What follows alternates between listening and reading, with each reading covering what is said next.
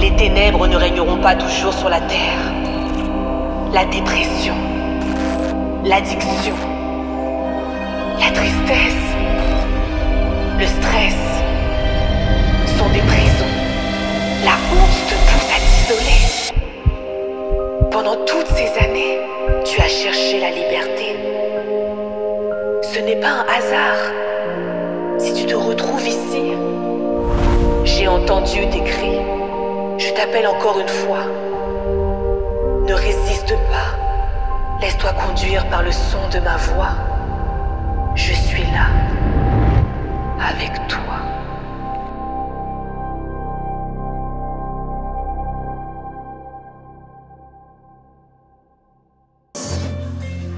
Nous sommes dans un jour de joie ce matin. Pourquoi on est dans un jour de joie? Quelqu'un peut me dire? Comment? Ici j'ai une réponse. Est-ce que là-bas je peux avoir une réponse?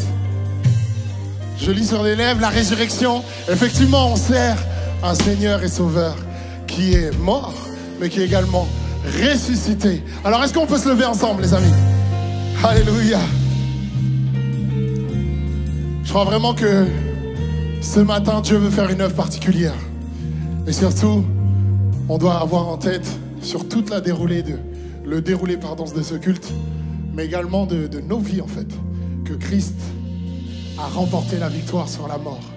Et aujourd'hui, il vit encore. Il a fait quelque chose il y a peut-être 2000 ans, un peu plus, qui est encore valable aujourd'hui. Donc dans ta vie, si tu es là aujourd'hui, c'est que le Christ a une œuvre à faire avec toi. Et que surtout, il est parti te tirer du fin fond de ton péché, du fin fond de tes erreurs, du fin fond de ton autosuffisance. Il est parti et il t'a ramené de la mort à la vie. Alors on va se réjouir pour ça ce matin. Est-ce que je peux déjà entendre une clameur particulière pour le Seigneur? Alléluia! Est-ce que j'ai un peuple de Dieu en feu? Alléluia! Alors on va prendre un petit nouveau chant ce matin. Il est simple. Il dit que le Seigneur est vivant. Donc on va le voir vite fait ensemble. On va faire le refrain un peu, histoire qu'on le capte bien. Et après on va tous chanter ensemble. Ça vous va? On fait genre une petite répétition. Ça vous va ou pas? Vous connaissez vos voix et tout, c'est bon? Tout le monde a ses filtres? On y va. Donc ça fait juste vivant, oui vivant, à jamais glorifié. Vivant, oui vivant, le Seigneur Jésus-Christ est vivant. Vous avez vu, c'est pas difficile, hein? On refait ça ensemble? Vivant, oui, vivant, à jamais glorifié. Vivant, oui, vivant, le Seigneur Jésus. Après, une partie qui fait oh, oh, oh, oh, alléluia. Oh, oh, oh, oh, alléluia. Oh, oh, oh, oh, alléluia. Simplement ça. On peut y aller ensemble? On y va? Let's go. Est-ce qu'on peut taper des mains? Allez, on crie ensemble. Vivant, oui, vivant, à jamais glorifié. Oui, c'est simple, hein? Vivant, oui, vivant, le Seigneur Jésus-Christ est vivant. Oh, oh, oh, oh, alléluia. Oh, oh, oh, oh, alléluia. Oh, oh, oh, oh, alléluia. C'est simple, hein? Alors on va chanter le couplet. Tombeau, où es-tu? Oui, Jésus t'a vaincu. Où est ta victoire? Sous les pieds du roi. On va chanter le ressuscité. Le ressuscité Brille comme le soleil. brille comme le soleil. Alléluia, il chasse nos ténèbres. Chasse les ténèbres. La victoire est là. La victoire est là. La victoire est. Ici. Alléluia. Oh, oh, oh, oh. Alléluia. Ensemble. Oh, oh, oh, oh. Alors on va dire que son nom soit élevé. Que son nom soit élevé. Jésus. Et le refrain s'appelle vivant, à jamais glorifié. Ensemble on chante. Vivant, vivant, Le Seigneur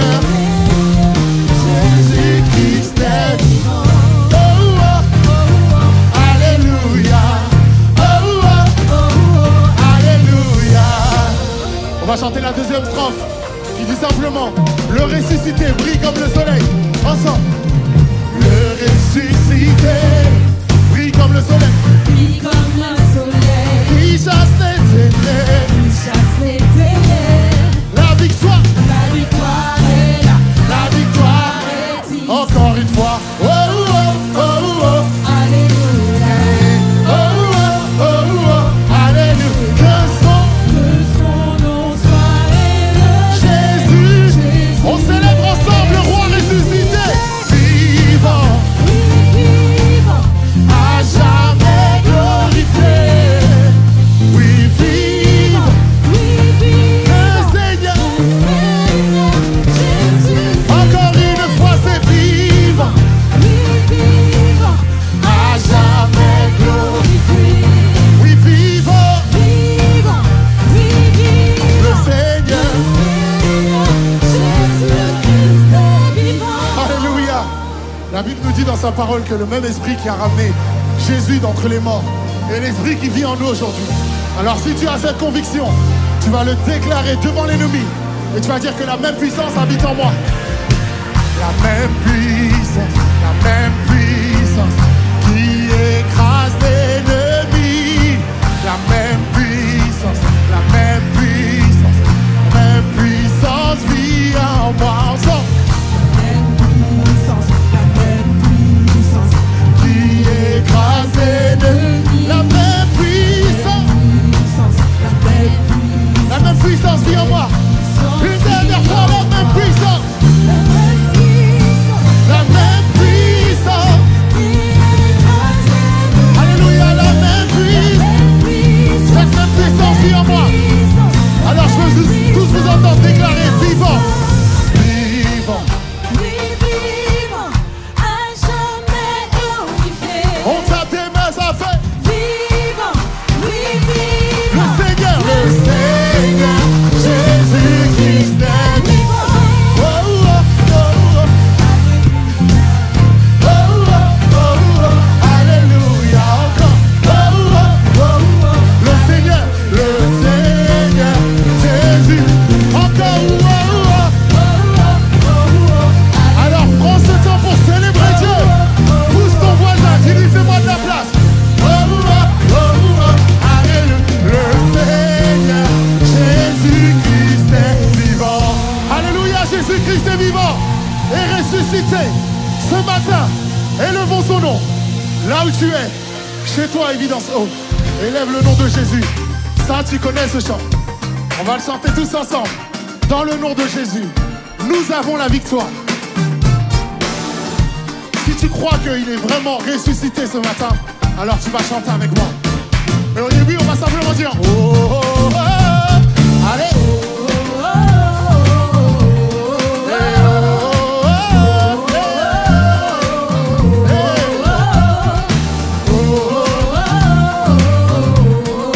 Super. On va dire mon Dieu combat pour nous. Mon Dieu combat pour nous. Dieu est avec nous. Il est plus que vainqueur. Oui, plus que vainqueur. Qui peut nous ébranler ou nous faire tomber? Jésus, tu es là. Ensemble, mon Dieu. Et il est avec nous. Il est plus que vainqueur. Oui, plus que vainqueur. Qui peut nous ébranler? Pour nous faire tomber. Jésus, tu es là. Jésus, tu es là. Alléluia, si tu connais le refrain, tu vas chanter. Je mourrai. Je mourrai, car je vivrai par la puissance de Christ en moi. En lui, et je suis lié. Je suis Au nom de Jésus, l'Église acclame le Père. Oh, oh, oh, et oh,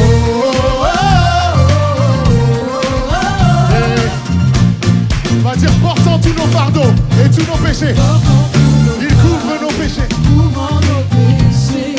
Il est plus que vainqueur. Oui, plus que vainqueur. Alléluia. Qui veut nous aider pour nous faire tomber? Oui, Jésus, tu es là. Jésus, tu es là. Alléluia. Alors crie avec moi.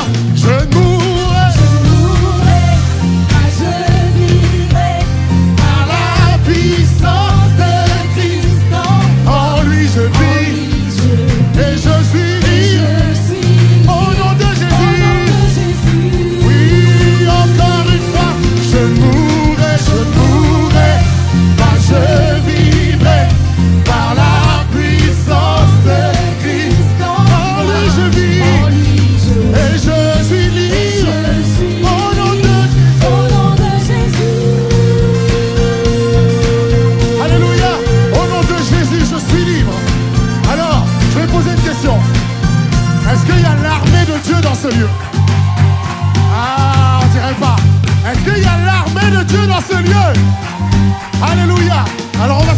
dire que notre Dieu combat pour nous. Il détruit l'enfer, révélant sa lumière. Si t'es avec moi, on va dire: mon Dieu combat pour nous. Fais reculer l'homme, révélant de son dans le nom ennemi. Nous avons la victoire. Alléluia. Oui, mon Dieu combat pour nous. Révélant la lutte de son dans le nom de Jésus. L'ennemi est vaincu. Nous avons la victoire. Alors rassemble tes forces. Mon Dieu combat pour nous. Alléluia. C'est une parole de puissance qu'on déclare. Alors si tu es réellement un soldat de Dieu, tu vas dire une dernière fois: mon Dieu combat pour nous. Révélant la lumière de son dans le nom de l'ennemi. Nous avons la victoire. La victoire. Alléluia. Est-ce qu'on peut crier et élever les cris de victoire dans ce lieu? Car Dieu, par sa mort et sa résurrection, nous a donné la victoire. Son sacrifice, on ne pourra pas faire le même. On ne pourra jamais le remplacer. Son sacrifice est un fait. Son sang qui a coulé à la croix. Son sang a coulé pour nous délivrer. Il n'y a que son sang ce matin qui peut vous délivrer. Il n'y a pas d'autre passage, il n'y a pas d'autre chemin. Le sacrifice de Jésus, son sang précieux, il nous a lavé de tous nos péchés. Alléluia. Alléluia. Oui, rien ne peut sauver mon âme. Rien que... Alléluia. Pour elle, je ne réclame rien que le sang. C'est une déclaration puissante que tu fais. Précieux, précieux sang de l'agneau, oui, qui me donne un cœur nouveau. Oui, rien d'autre, je ne veux plus, rien que le sang de Jésus. Est-ce que c'est pas une vérité dans ta vie? Si tu as envie de le croire, et si tu le crois ce matin, je t'invite à chanter. Rien ne pourra sauver ton âme, rien que le sacrifice de Jésus. Ensemble, on va dire: rien ne peut. Oui, rien ne peut sauver mon âme. Rien que le sang. Rien que le sang de Jésus. Pour elle, je ne réclame. Pour elle, je ne réclame. Oui, rien que le sang. Que le sang de. Est-ce que tu peux mettre plus de conviction? Rien ne peut sauver mon âme. Yeah. Oh, rien que le sang de Jésus. Crois-le de tout ton cœur. Pour elle, pour mon âme, je ne réclame rien d'autre. Rien que le monde puisse m'offrir, mais rien que le sang de Jésus. Alors on va s'écrire ensemble: précieux, précieux sang de l'agneau.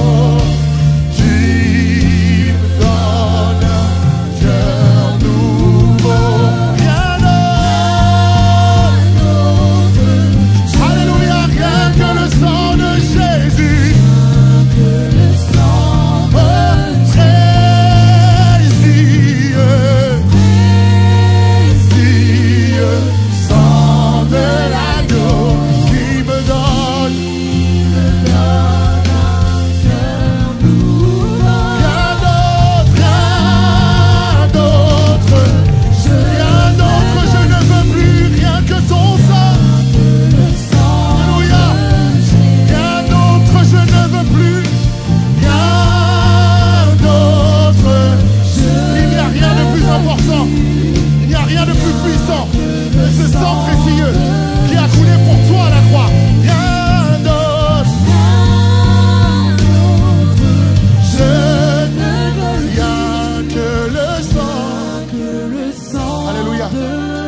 Alors dans le secret de ton cœur ou à haute voix, tu vas dire précieux.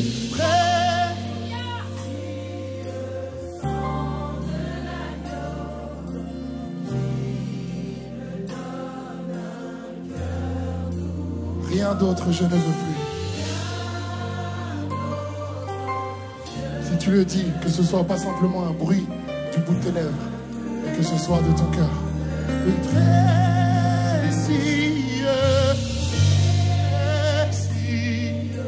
sort de l'agneau.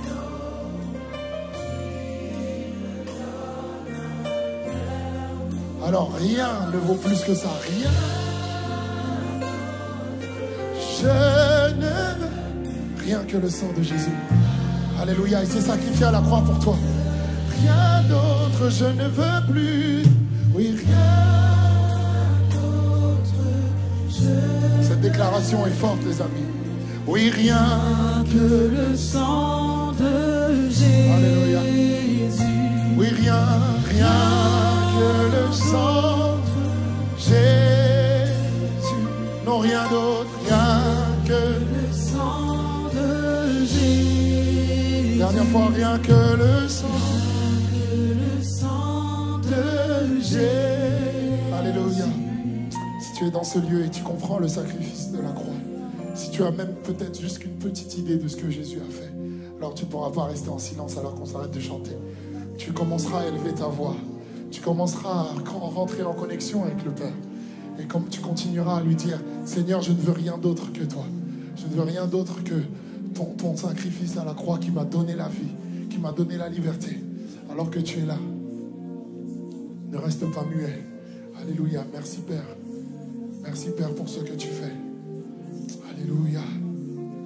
Si tu ne sais pas quoi prier, dis-lui simplement, ton sang est précieux et rien ne vaut ce sacrifice. Rien ne vaut ce sacrifice. Rien ne vaut ce sacrifice. Rien ne vaut ce sacrifice à la croix. Alléluia. Tu es digne. Si tu es là et que tu veux élever ta voix, tu as le droit aussi. Élève ta voix. Alléluia. N'aie pas honte. N'aie pas honte d'élever ta voix. Alléluia.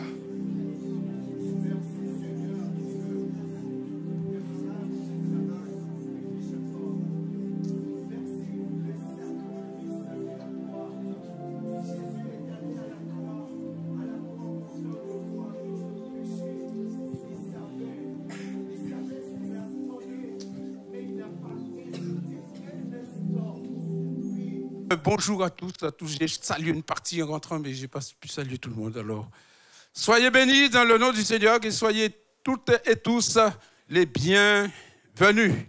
Que le Seigneur vous bénisse abondamment.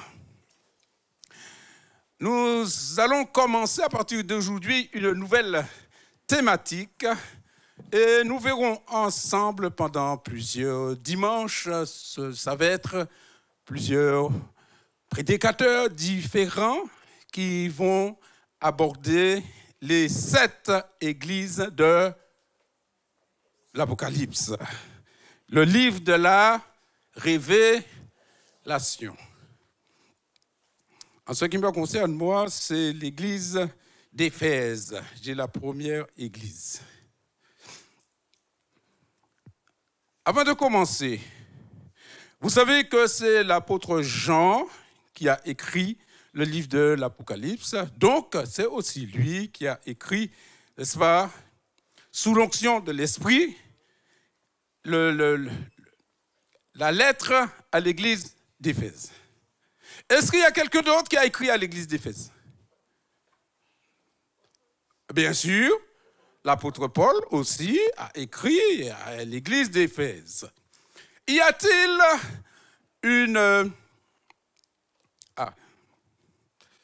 Y a-t-il quelque chose de commun entre l'apôtre Paul qui a écrit aux Éphésiens et Jean qui écrit aussi à l'église d'Éphèse? Est-ce qu'ils ont quelque chose en commun, à part l'Esprit de Dieu, bien sûr? Ils étaient où, tous les deux? Exact. Paul était en prison quand il a écrit aux Éphésiens et Jean était en prison semi-liberté à l'île de Patmos. Mais ça n'empêche quand même qu'ils étaient plus ou moins réduits dans leur mouvement. Alors, il faut savoir que l'apôtre Paul a écrit le livre aux Éphésiens quand il était en prison à Rome, 60 ans après Jésus-Christ.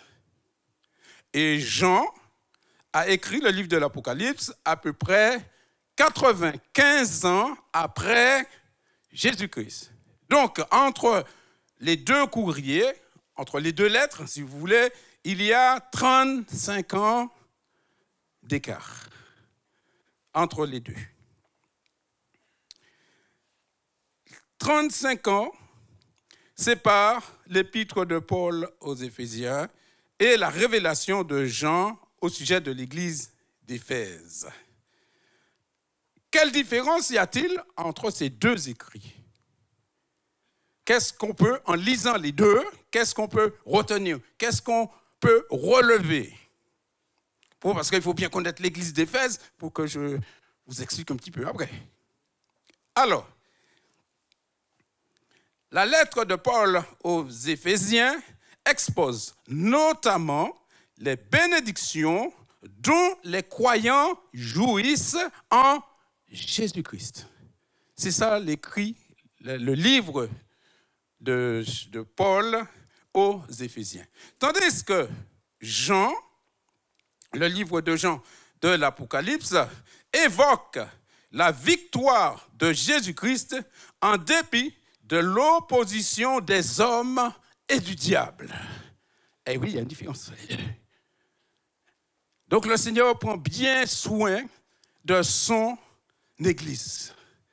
Et vous voyez, à 35 ans d'écart, il continue à parler à son Église. Et aujourd'hui encore, il parle à l'Église. Et j'espère que ce matin, il parle à l'Église d'Évidence. Et à tous ceux qui nous écoutent aussi. Alors nous allons lire ensemble ce passage qui concerne l'Église d'Éphèse, dans le livre de l'Apocalypse. Apocalypse, alors, chapitre 2, à partir du verset 1er. Voilà, l'Église d'Éphèse. Écrit à l'ange de l'Église d'Éphèse. Voici ce que dit celui qui tient les 7 étoiles dans sa main droite, celui qui marche au milieu des 7 chandeliers d'or. Je connais tes œuvres, ton travail et ta persévérance. Je sais que tu ne peux pas supporter les méchants. Tu as mis à l'épreuve ceux qui se prétendent apôtres sans l'être et tu les as trouvés menteurs. Oui, tu as de la persévérance. Tu as souffert à cause de mon nom et tu ne t'es pas lassé. Mais ce que j'ai contre toi, c'est que tu as abandonné ton premier amour. Souviens-toi donc d'où tu es tombé. Reprends-toi et pratique les premières œuvres. Sinon, je viendrai bientôt à toi et j'enlèverai ton chandelier de sa place, à moins que tu ne changes d'attitude. Cependant, tu as ceci pour toi. Tu détestes les œuvres de Nicolaïque, tout comme je les déteste, moi aussi. Que celui qui a des oreilles écoute ce que l'Esprit dit aux églises. Au vainqueur, je donnerai à manger du fruit de l'arbre de la vie qui est dans le paradis de Dieu. Amen. Amen, amen, amen, amen. Alors, écrit à l'ange de l'Église. Qui est l'ange? Ah. Qu'est-ce qu'un ange? Il nous est dit, ange, signifie littéralement messager ou envoyé.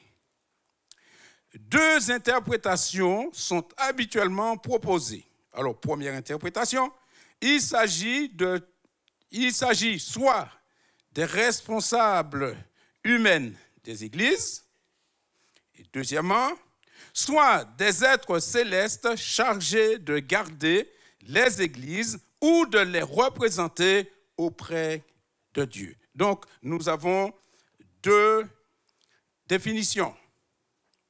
Mais quelle que soit l'interprétation qu'on choisit, le message est de la plus haute importance.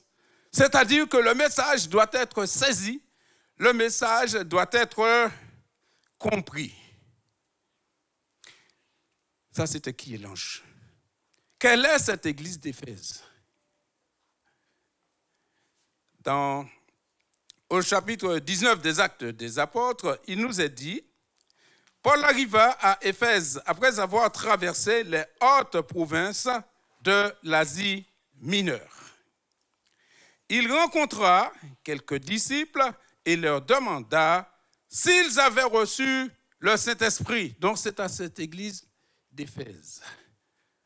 Et ils ont répondu non. On n'avait même pas entendu dire qu'il y avait un Saint-Esprit. Et le récit nous dit que Paul leur imposa les mains et ils reçurent le Saint-Esprit. Donc il y avait déjà des gens qui avaient accepté l'évangile, qui avaient compris l'évangile de la repentance, l'évangile de Jean, et qui s'étaient tournés vers le Seigneur. Mais ils n'avaient pas encore reçu la puissance du Saint-Esprit. Donc c'est dans cette église. Mais c'est aussi dans cette ville d'Éphèse que certains inconvertis ont tenté de chasser des démons au nom de Jésus que Paul prêche. Au nom de Jésus que Paul prêche. Et qu'est-ce que l'Esprit leur a répondu? Je connais Jésus et je sais qui est Paul. Mais vous, qui êtes-vous? C'est ça.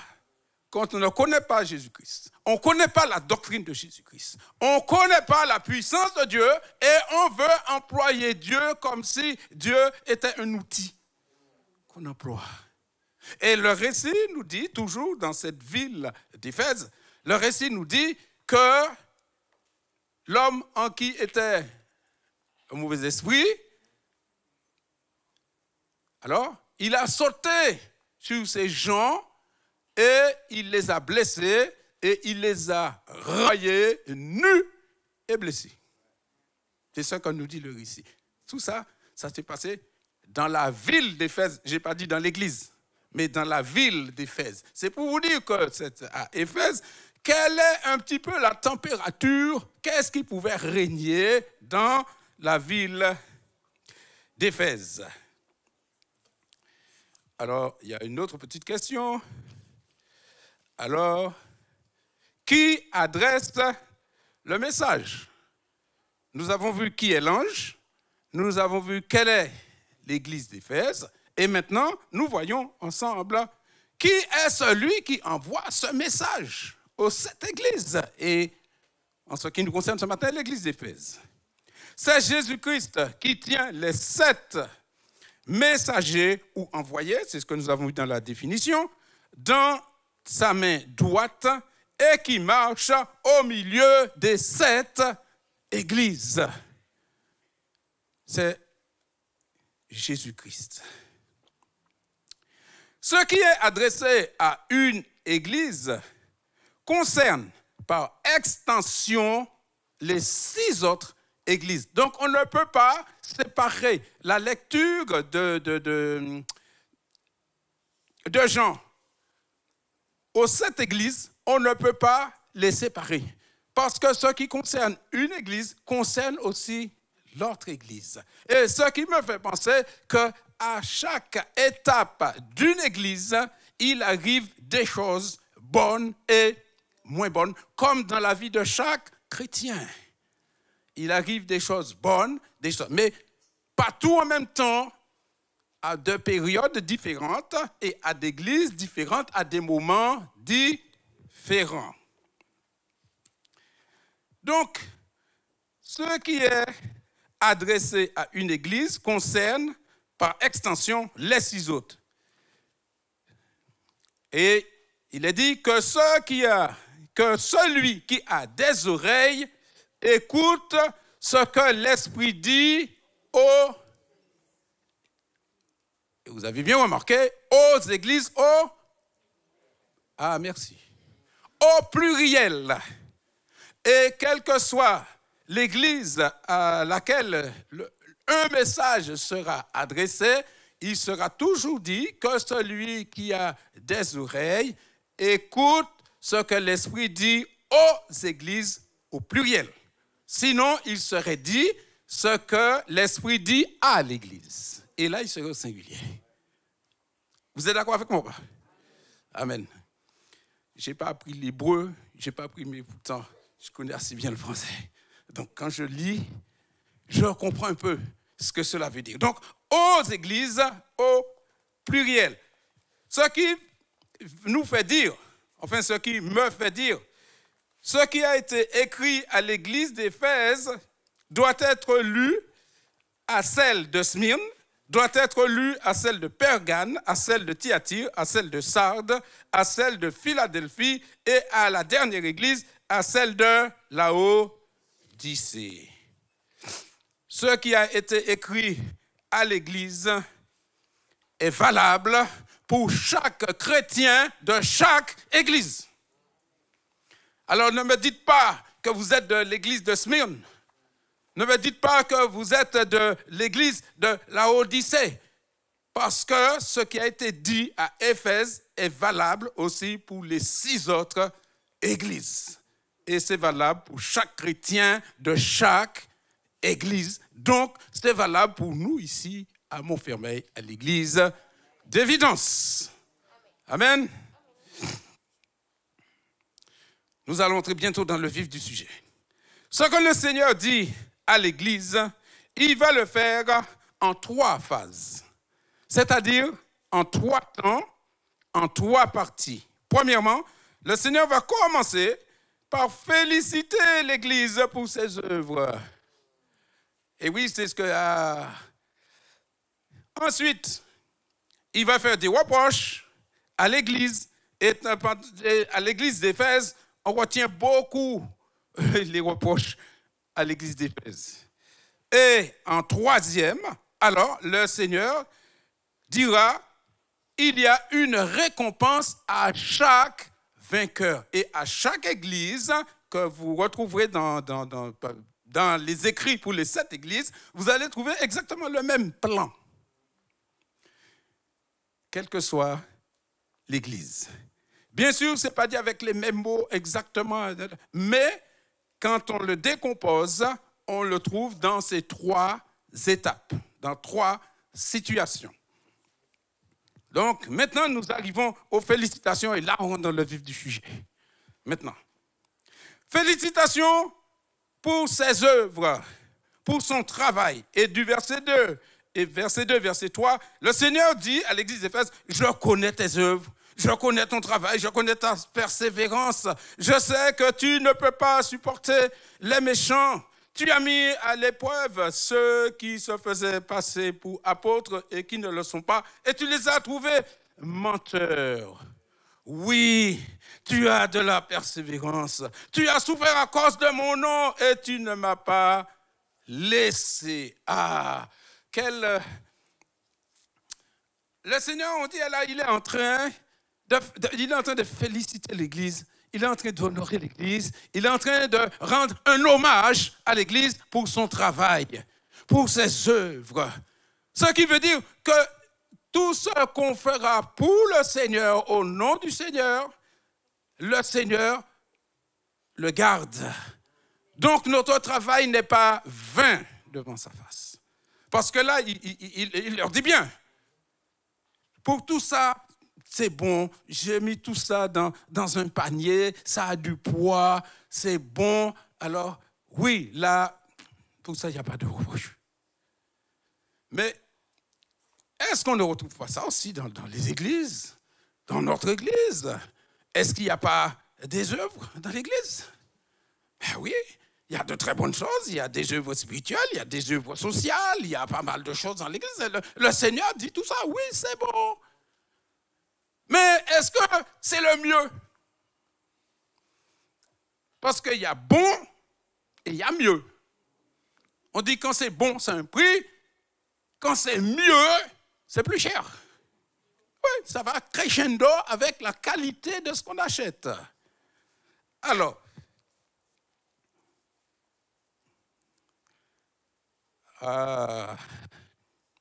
déjà, au chapitre 20, oui, donc je vous disais que notre travail n'est pas vain devant le Seigneur.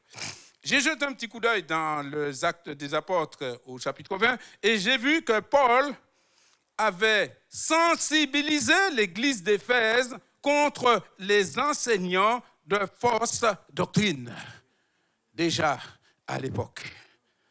Et l'église avait fait bien attention et avait retenu les avertissements de l'apôtre Paul. Et voilà ce qu'il dit.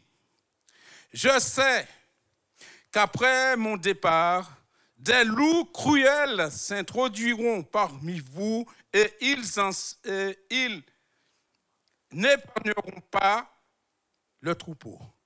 C'est-à-dire qu'au milieu de l'église, des gens ils se sont venus et ont essayé de troubler. Et je peux vous dire que ça aussi, ça se fait encore parce que des gens peuvent venir à l'église et puis tenter d'emmener l'église dans une autre direction que celle que le Seigneur a donnée.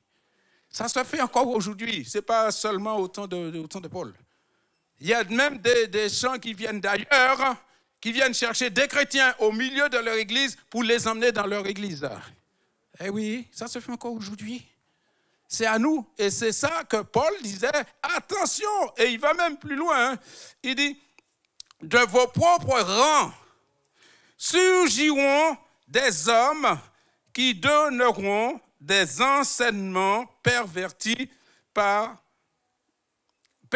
pour entraîner les disciples après eux. Et puis, restez donc vigilants et souvenez-vous que pendant 3 ans, nuit et jour, je n'ai pas cessé d'avertir avec larmes chacun d'entre vous. Donc, même avant que Jean écrive pour l'église d'Éphèse, donc Paul leur avait déjà dit attention. Et c'est ce que l'apôtre Jean, va révéler aussi. Alors, est-ce que ce matin, au milieu de nous, est-ce qu'il y a des personnes au milieu de nous, des frères et sœurs, qui sont satisfaites de leur travail, de leur œuvre pour le Seigneur? Est-ce que tout le monde est-ce que vous êtes satisfait? Est-ce que...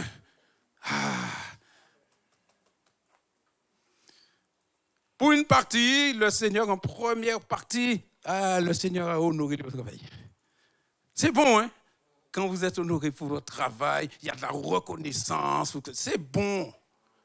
Mais, et nous arrivons à ce mais, au reproche pour les lacunes et un avertissement.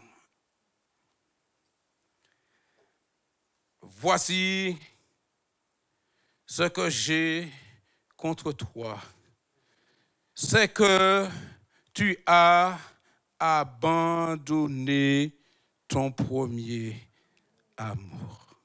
Souviens-toi d'où tu es tombé. Repens-toi et pratique tes premières œuvres. La sœur a posé la question tout à l'heure et je me disais, est-ce qu'elle avait lu mon message pendant que je dormais? Pourquoi? Parce que souviens-toi d'où tu es tombé, repens-toi et pratique les premières œuvres. C'était quoi vos premières œuvres quand vous avez rencontré Jésus-Christ? C'était quoi? Vos premières œuvres? Oui, Max. Chaud bouillant. Chaud bouillant. Je me rappelle, moi, quand j'ai rencontré Jésus-Christ, je prenais ma Bible et puis j'allais m'asseoir dans le quartier, j'allais m'asseoir sous un lampadaire et je lisais ma Bible. Et les gens du quartier qui me connaissent, ils disaient, mais qu'est-ce qu'il fait là avec ce livre? Qu'est-ce qu'il est en train de lire? Parce que quand j'ai découvert la parole de Dieu, j'ai découvert ce que je n'avais jamais découvert de ma vie. Et j'avais 20 ans, les amis. J'avais 20 ans. J'avais lu beaucoup de livres, mais je n'avais jamais lu ce livre. Quand j'ai découvert, j'ai dit, mais les gens doivent savoir ce qu'il y a dans ce livre. Alors j'allais sous le lampadaire et je lisais le vidé des psaumes, je lisais quelques paroles. Parce que quand tu découvres la parole de Dieu, tu ne connais pas tout, que quand tu as 15-20 ans de conversion, tu as lu ta Bible au moins 3-4 fois, tu as lu les commentaires, tu as écouté 200 prédications. Non, ce n'est pas pareil. Parce que tu découvres. Et là, tu es tout feu, tout flamme. Tu es plein de zèle parce que l'Esprit t'a visité. Alors toi, tu veux faire savoir que l'Esprit t'a visité. Alors tu témoignes. Tu témoignes.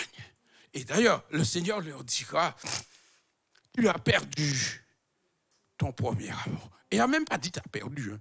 Tu as abandonné ton premier amour. Son identité.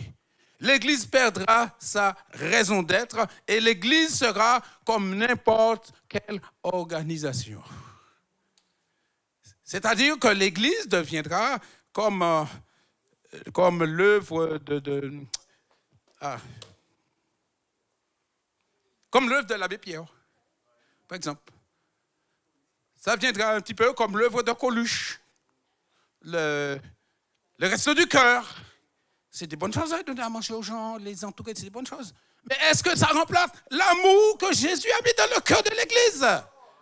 Jamais. Et c'est ça que le Seigneur nous demande de retrouver. Le premier amour. L'amour qui s'enflamme. L'amour qui donne envie aux autres d'y aller, de participer, qui donne envie aux autres de prier, qui donne envie aux autres de chanter, qui donne envie aux autres de participer aux œuvres de l'Église. De chanter, de louer.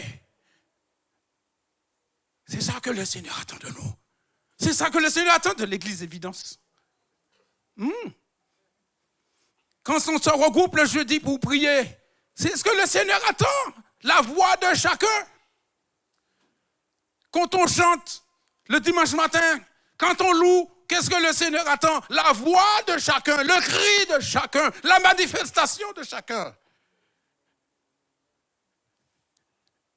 N'oubliez pas qu'il avait reproché à l'église d'Éphèse. Retrouve ton premier amour. Ensuite, la troisième partie, et on retrouvera cette partie pour chaque église. Donc, il nous a dit que ça, c'est pour l'église d'Éphèse. Au vainqueur, le Seigneur donnera à manger du fruit de l'arbre de vie qui est dans le paradis de Dieu. Vous vous rappelez dans le livre de la Genèse que Adam et Ève, ils avaient goûté au fruit de quel arbre? L'arbre de la connaissance du bien et du mal. Heureusement, le Seigneur les avait arrêtés là, parce qu'ils auraient découvert l'autre. Et l'autre est réservé aux chrétiens. L'autre est réservé. D'ailleurs, il nous a dit qu'il y avait un ange avec une épée flamboyante pour empêcher à l'homme d'aller jusqu'à l'arbre de la vie. Et c'est quoi cet arbre? Ce fruit de l'arbre de la vie, d'après vous, c'est quoi?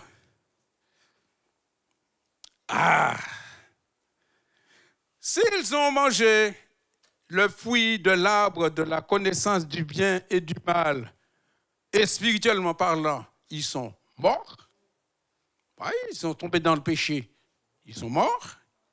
Le livre, le fruit de l'arbre de la vie, c'est quoi? Le contraire de la mort. Ah ben c'est la vie. Et il a fallu que jusque-là, qu'il y ait eu la séparation, et après la séparation, il y a toute la connaissance de Dieu, de ceux qui arrivent à la repentance, qui arrivent à connaître Jésus-Christ, qui arrivent à revenir à la vie pour que plus tard, eh bien, ils puissent avoir la possibilité de manger le fruit de l'arbre de la vie. Et le fruit de l'arbre de la vie est réservé aux vainqueurs, ce qui représente la résurrection et la vie éternelle. Et oui, la résurrection et la vie éternelle. Et dans le livre, c'est ce que nous avons lu dans cette partie, dans la lettre qui a été adressée à l'église d'Éphèse. Alors, je vous poserai une petite question. Où en êtes-vous? Où en êtes-vous? Au premier amour? Vous êtes au temps de refroidissement où vous recevez les reproches du Seigneur? Êtes-vous à la situation, il te dit, je déplacerai l'église, je vais te mettre ailleurs, tu perdras ta raison d'être? Est-ce que vous en êtes là? Puisque par Adam et Ève qui ont mangé le fruit de l'arbre de la connaissance du bien et du mal, nous avons tous péché et nous sommes tombés.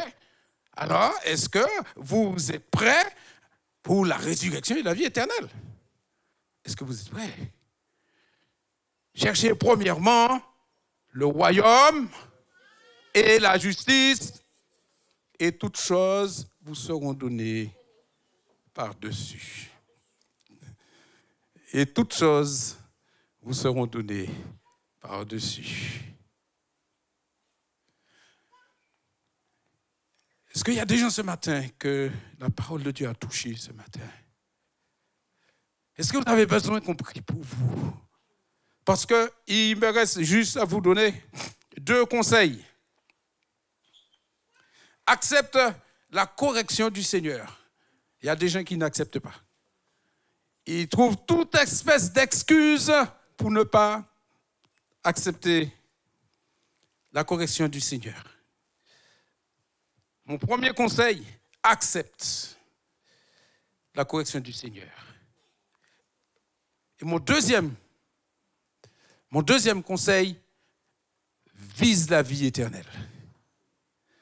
Parce qu'ici-bas, nous vivons déjà, ça va, mais que nos regards, que notre vision soit fixée sur la vie éternelle. Que son nom soit béni. Amen. Alors, je vous invite à vous lever. On va remercier le Seigneur ensemble. Et s'il y a quelqu'un, une personne qui aimerait qu'on prie pour elle, alors pendant que le peuple de Dieu est debout, alors vous pouvez vous avancer et puis on priera pour vous. Tout simplement. Voilà. Pour la vie éternelle et puis pour accepter la correction. Parce que si vous passez par un moment difficile et que Dieu vous parle et que vous hésitez, alors vous avez peut-être besoin que l'on prie pour vous. Oui, c'est ça. Merci. Alléluia. Seigneur notre Dieu, quelle joie de te connaître. Quelle joie de t'avoir rencontré. Mais quelle joie aussi d'accepter que tout nous reprenne. Parce que beaucoup de gens n'acceptent pas qu'on les reprenne. Ils sont toujours pensant qu'ils sont toujours au top. Pensant qu'ils n'ont pas besoin d'avertissement.